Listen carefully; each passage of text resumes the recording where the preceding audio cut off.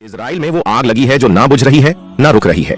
क्या ये आग महज एक कुदरती आफत है या फिर ये अल्लाह का अजाब है? आज की ये वीडियो तफसील से उस माजी और हालात का जायजा लेगी जिसमें इजराइल ने गजा, फिलिस्तीन और बेजुबान बच्चों पर जुल्म की इंतहा कर दी।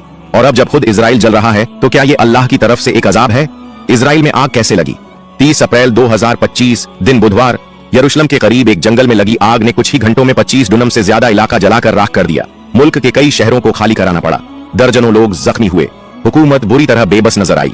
और सबसे हैरान कर देने वाली बात, ये आग रुक ही नहीं रही है। इजराइल के कई इलाकों में अब भी धुआं है, राख है और खौफ है। लोग पूछ रहे हैं, ये कहर क्यों आया? क्या ये आग अजाब है? कुरान मजीद में अल्लाह ताला फरमाता है, और जब जालिमों पर हमारा अजाब आता है तो वो चीखते हैं, या रब हमें वापसी दे। सूरह सजदा 13। इजराइल की तारीख देख लीजिए, हर रमजान, हर ईद, हर शुक्रवार को वो मस्जिद ए अक्सा पर हमला करते हैं, गज्जा की बस्तियों पर बम गिराते हैं, माओ की गोदें सूनी कर दी जाती हैं, बच्चे मिट्टी में दब जाते हैं और दुनिया खामोश तमाशाई बनी रहती है। मगर अल्लाह खामोश नहीं, अल्लाह इंतजार करता है मगर छोड़ता नहीं। और जब अजाब आता है तो वो इसी तरह आता है, आग बनकर, हवा बनकर या जलजले की शक्ल में। गज्जा के शहीदों का खून क्या रंग ला रहा है? गज्जा में 2023-2025 के बीच तकरीबन 40,000 लोग शहीद हुए, जिनमें 70% बच्चे और औरतें थीं। इजराइल ने स्कूलों, मस्जिदों, हॉस्पिटल्स तक को नहीं बख्शा। लेकिन इस बार जिस वक्त गज्जा में ईद थी, उसी वक्त इजराइल जल रहा था। क्या ये इत्तेफाक है या फिर शहीदों का लहू अल्लाह के अर्श तक जा पहुंचा? हमने सुना है, जब कोई मजलूम बद्दुआ करता है तो अल्लाह और उसके दरमियान कोई पर्दा नहीं रहता। क्या गज्जा की माओ की आह ने इजराइल को जला डाला? दुनिया खामोश, लेकिन अल्लाह नहीं। यूएन, अमेरिका, यूरोप, सबको गाजा के शहीद नजर नहीं आए, लेकिन अब जब इजराइल में आग लगी तो सब परेशान हैं। फायर ब्रिगेड भेजी जा रही है, मदद की पेशकश की जा रही है। क्यों? क्योंकि आग इजराइल में लगी है, गाजा में नहीं। मगर अल्लाह की लाठी बेआवाज है, जब वो पकड़ता है तो किसी सुपर पावर की कोई औकात नहीं बचती। आज इजराइल खुद खौफ में है कि कहीं ये आग पूरे मुल्क को ना निगल जाए। हमारी जिम्मेदारी क्या है? हमें सिर्फ तमाशबीन नहीं बनना चाहिए, हमें तौबा करनी चाहिए, नमाजों की पाबंदी करनी चाहिए और गाजा के मजलूमों के लिए दुआ करनी चाहिए। और सबसे अहम, हमें हक की आवाज बनना चाहिए। याद रखिए, अगर आज हम खामोश रहेंगे तो कल अजाब हमारे दरवाजे पर होगा, क्योंकि जब जुल्म के खिलाफ आवाज नहीं उठाई जाती तो फिर अल्लाह सबका हिसाब लेता है। नतीजा और पैगाम, इजराइल की आग सिर्फ एक हादसा नहीं है, ये एक पैगाम है, एक चेतावनी है कि जुल्म चाहे जितना भी ताकतवर हो, अल्लाह की पकड़ से नहीं बच सकता। गाजा के शहीदों का खून रंग ला रहा है और ये आग उसी लहू की चीख है। इजराइल में आग कहां कहां फैली, कितनी तेजी से फैली? 30 अप्रैल 2025 को यरूशलेम के पास के इलाकों में आग भड़क उठी, जो कुछ ही घंटों में 25,000 डुनम, लगभग 6,170 एकड़ क्षेत्र में फैल गई। यह आग इजराइल के इतिहास की सबसे बड़ी आगों में से एक बन गई है। आग ने यरूशलेम और तेल अवीव को जोड़ने वाले मुख्य हाईवे 1 और हाईवे 3 को बंद कर दिया, जिससे हजारों लोग फंसे और कई समुदायों को खाली कराना पड़ा। लाटरून, शार हगाई और नेवे शालोम जैसे इलाकों में आग ने भारी तबाही मचाई। नेतन्याहू की प्रतिक्रिया और अंतर्राष्ट्रीय मदद। प्रधानमंत्री बेंजामिन नेतन्याहू ने इस आग को राष्ट्रीय आपातकाल घोषित किया और चेतावनी दी कि आग यरूशलेम तक पहुंच सकती है। इजराइल ने Italy, Croatia, Spain, France, Ukraine, Romania, North Macedonia और साइप्रस जैसे देशों से मदद मांगी, जिन्होंने फायर फाइटिंग विमान भेजे। इजरायली वायुसेना ने भी C-XNX-J सुपर हरक्यूलिस विमान से आग बुझाने के प्रयास किए। इजराइल की आग, क्या यह जुल्म का बदला है?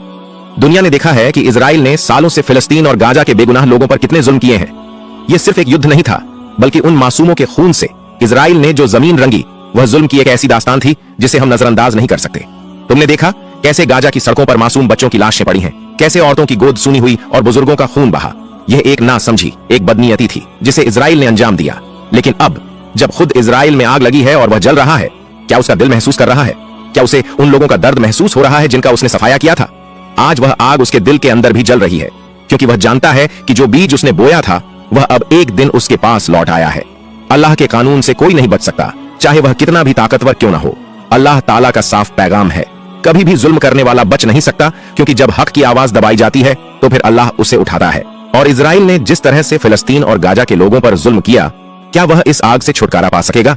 क्या अल्लाह ताला उनकी मदद करेगा जिन्होंने जुल्म की हदें पार की? यह आग सिर्फ एक कुदरती आफत नहीं है, बल्कि यह उस बेजुबान शहीदों के खून की आह है जो अल्लाह के पास पहुंच चुकी है।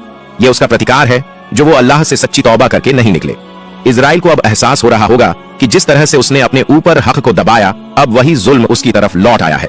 शायद अब वो जान पाए कि इजराइल की आग सिर्फ जमीन तक ही नहीं, बल्कि उसकी रूह तक पहुंच चुकी है। हमारा कर्तव्य है कि हम इस दर्द को समझें, हम उस गाजा के हर व्यक्ति की तकलीफ को महसूस करें जो अपनी जान से ज्यादा अपनी जमीन और अपने इमाम के लिए जूझ रहा है। हम उस शहीद के खून को न भूलें जो अल्लाह के रास्ते में अपनी जान कुर्बान कर गया। उसकी शहादत हमारे लिए एक पैगाम है कि जब तक हम खामोश रहेंगे तब तक जुल्म बढ़ेगा। हमारे लिए जरूरी है कि हम अपनी आवाज उठाएं, क्योंकि जब तक हम नहीं बोलेंगे अल्लाह का अजाब और भी बढ़ता जाएगा। इजराइल की आग यही पैगाम दे रही है कि जुल्म से अल्लाह खुश नहीं होता, बल्कि वह उस पर अपना अजाब भेजता है। क्या हम अभी भी खामोश रहेंगे? नहीं। अब हमें अल्लाह से तौबा करनी है।